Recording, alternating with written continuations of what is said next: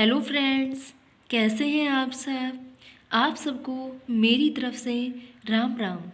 Friends, हम पढ़ रहे थे मनोविज्ञान विषय और इसके अंतर्गत हमने टॉपिक पढ़ा था व्यक्तित्व। हमारा टॉपिक है वो चल रहा था 2 दिन से। पहले हमने पढ़े थे व्यक्तित्व के अर्थ और विशेषताएं, व्यक्तित्व की क्या परिभाषा होती है। उसके बाद हमने पढ़ा था व्यक्तित्व के प्रकार और आज हमारी व्यक्तित्व की तीसरी क्लास है जिसमें हम पढ़ेंगे व्यक्तित्व के मापन की विधियाँ। तो फ्रेंड्स, वीडियो को पूरा वॉच कीजिएगा क्योंकि आप 2-4 मिनट की वीडियो देख बंद कर देंगे तो इससे आपका कंसेप्ट भी क्लियर नहीं होगा और आपको वो टॉपिक भी समझ नहीं आएगा। तो फ्रेंड्स, मुझे पूरी उम्मीद है कि आपको मेरा समझाया हुआ कंटेंट समझ आता है और अगर मुझे कुछ इम्प्रूवमेंट करने की ज़रूरत है तो मुझे ज़रूर बताइएगा। फ्रेंड्स, अब हम शुरू करते हैं व्यक्तित्व के मापन की विधियाँ। कौन कौन सी विधियाँ होती हैं और इनके कौन कौन से प्रवर्तक हैं, कौन से मनोवैज्ञानिकों ने कौन सी विधि का अध्ययन किया था, आज हम इस वीडियो में पूरा जानेंगे। व्यक्तित्व के मूल्यांकन की विधियाँ। आत्मनिष्ठ विधियाँ। एक समय में एक व्यक्ति के व्यक्तित्व का मापन किया जाता है। यानी आत्मनिष्ठ विधि कौन सी होती है जिसमें एक समय में एक ही व्यक्ति के व्यक्तित्व का मापन किया जाता है।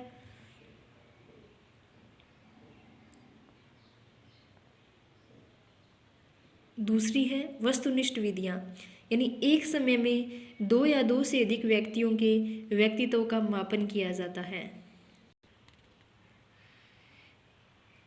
शुरू करते हैं। आत्मनिष्ठ विधियाँ कौन सी होती है। Subjective method. आत्मनिष्ठ विधियाँ हैं वो 4 प्रकार की होती है। कौन कौन सी, आइए देखते हैं। पहली है अवलोकन विधि। जब हम अपनी 5 इंद्रियों आँख, कान, नाक, जीभ, त्वचा के द्वारा व्यक्तित्व का अवलोकन करते हैं, यानी हम अपनी 5 इंद्रियों के द्वारा किसी व्यक्तित्व के अवलोकन करते हैं ना, व्यक्ति के व्यक्तित्व का, तो अवलोकन विधि होती है। और यह व्यक्तित्व को मापने की सबसे प्राचीन विधि है। क्या है? व्यक्तित्व को मापने की सबसे प्राचीन विधि है। दूसरी जो विधि है वो है साक्षात्कार विधि, इंटरव्यू मेथड। यह एक मौखिक विधि है। फ्रेंड्स, आपको पता ही है अगर आप टीचिंग एग्जाम की तैयारी कर रहे हैं कि जैसे फर्स्ट ग्रेड में भी क्या इंटरव्यू होता है और आपने मोस्टली अपने दैनिक जीवन में पढ़ाई करते हैं तो आपने ऐसे यूट्यूब वगैरह भी चलाते हैं तो देखे होंगे कि यूपीएससी वगैरह में भी आपने इंटरव्यू के कुछ वो देखे होंगे वीडियो, है ना। उसमें देखा होगा कि 2 व्यक्ति आमने सामने बैठे होते हैं और एक व्यक्ति वो दूसरे व्यक्ति से प्रश्न पूछता है, यानी उसके प्रश्न पूछ के उसके व्यक्तित्व को मूल्यांकित करता है, आंकता है। तो साक्षात्कार विधि भी क्या है? यह एक मौखिक विधि है। जब हम जॉब के लिए जाते हैं तो वह साक्षात्कार विधि के अंतर्गत आता है। यह एक दूसरे के आमने सामने बैठकर की जाने वाली विधि है। तीसरी है जीवन इतिहास विधि। इस विधि के प्रवर्तक हैं टाइडमैन। अगर आपको किसी भी व्यक्ति के व्यक्तित्व को जानना है तो आप उस व्यक्ति के संपूर्ण जीवन का अध्ययन कीजिए। जब किसी भी व्यक्ति के व्यवहार में विलक्षण आता है, यह सामान्य व्यक्ति से अलग व्यवहार करता है, तब हम इस विधि का अवलोकन करते हैं। कैसे? देखिए, मान लो किसी व्यक्ति का स्वभाव बहुत शांत था, ठीक है, अचानक से उसका व्यवहार हो जाता है, वो आक्रामक हो जाता है, तो हम क्या करते हैं? उसके संपूर्ण जीवन का अध्ययन करते हैं। पहले उसका उसका व्यवहार है वो ऐसा क्यों हो गया, तो पहले हम उसके जीवन का अध्ययन करेंगे और कारण जानना चाहेंगे, उससे हमें कारण पता लग सकता है। तो जीवन इतिहास विधि भी यही कहती है और इसके प्रवर्तक हैं टाइटमैन। चौथी जो विधि है वो है अंतर्दर्शन विधि, यानी अपने अंदर दर्शन करना। जब हम अपने अंदर के बारे में जानने की कोशिश करते हैं तो अंतर्दर्शन विधि कहलाती है। और इस विधि के प्रवर्तक कौन है? विलियम वुंट है। इस विधि के प्रवर्तक कौन है? William Wundt. दूसरी जो विधि है वो है वस्तुनिष्ठ विधि। पहले हमने पढ़ी थी आत्मनिष्ठ विधि और हम अब पढ़ रहे हैं वस्तुनिष्ठ विधि, ऑब्जेक्टिव मेथड। वस्तुनिष्ठ विधि में जो पहली विधि है वो है प्रश्नावली विधि। इस विधि के प्रवर्तक कौन है? वुडवर्थ। इस विधि के प्रवर्तक कौन है? वुडवर्थ। यह एक लिखित विधि है। अध्यापक बच्चों को कुछ प्रश्न देता है और कहा जाता है कि इनको घर से करके लाओ। ये तो हमें पता ही है, हमने स्कूल में पढ़ाई की है कि टीचर हमें क्या देते थे, हमारे अध्यापक है वो हमें नोटबुक में अपना वर्क देते थे और कहते थे कि इनको घर से करके लाओ, प्रश्न दे देते थे और उनके उत्तर के लिए खाली जगह छोड़ देते थे, है ना। तो वो कौन सी विधि थी? प्रश्नावली विधि। प्रश्नों को हल करने के लिए दिया जाता था घर से। तो इस विधि के प्रवर्तक वुडवर्थ हैं, इनको अच्छे से याद कर लीजिएगा आप। वर्तमान में मुख्य रूप से 4 प्रश्नावली विधियाँ प्रयुक्त होती है, ठीक है। वर्तमान में मुख्य रूप से 4 प्रश्नावली विधियाँ प्रयुक्त होती है। कौन कौन सी? पहली है बंद प्रश्नावली, दूसरी खुली प्रश्नावली, तीसरी है वो चित्र प्रश्नावली, चौथी है वो मिश्रित प्रश्नावली। बंद प्रश्नावली कौन सी होती है? जिनके उत्तर हाँ या ना में देने होते हैं। खुली प्रश्नावली मतलब इनके उत्तर हैं वो वाक्य में देने होते हैं। और चित्र प्रश्नावली यानी चित्र को देकर प्रश्नों के उत्तर देने होते हैं। मिश्रित प्रश्नावली यह तीनों प्रश्नावलियों का मिश्रण होता है। और वस्तुनिष्ठ विधि की जो दूसरी विधि है वो है निर्धारण मापनी विधि। इस विधि के प्रवर्तक हैं फ्रांसीसी गाल्टन।